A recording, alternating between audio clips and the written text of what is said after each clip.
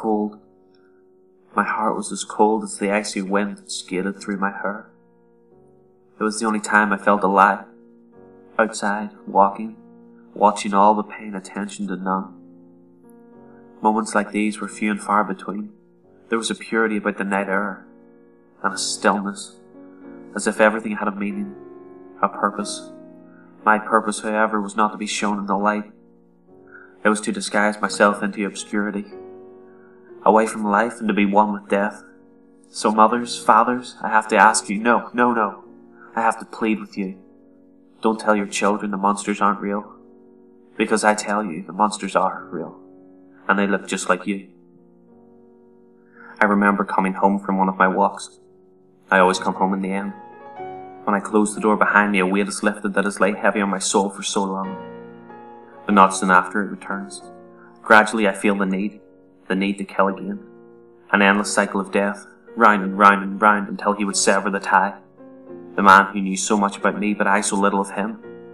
Who he was, I'd never know, but in a way he was my saviour. He released me from the bond that had cursed me from the day I slit my best friend's throat. He should have given me the remote. All I wanted to do was watch my favourite show. It was his fault. He should have, but he didn't. And I have to live with that. I have lived with that, quite well, considered. I regained consciousness, harnessed to a table in a substance that one may wrap food in to preserve it. Was I his main course or just a starter? He stared at me. His eyes flicked left to the photographs that hanged on the wall, in an order that I knew all too well. My first and my last. He spoke. Do you see now? Do you see why you're here? You have to be here.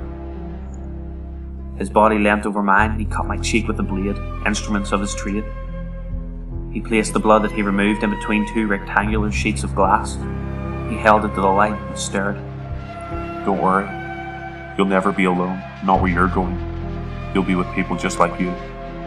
I hesitated, but I spoke anyway. It seems you're just like me, whoever you are. I asked the question and I hoped he would answer, but to him it was rhetorical and he continued his ritual. You're gonna kill me, right? We're just alike. You know I can't help it.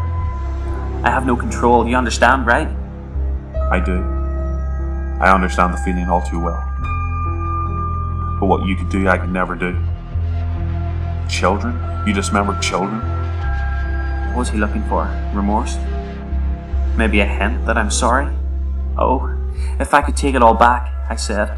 If I could take it all back, I still wouldn't.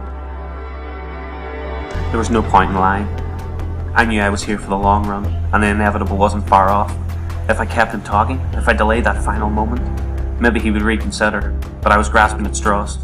I was strapped to his table like a trapped Jew, only this time my chamber wasn't filled with gas. Oh no, it was so much worse. But yet, I felt a connection with him. He knew how I felt. And although I knew nothing of him, I finally understood him and his art.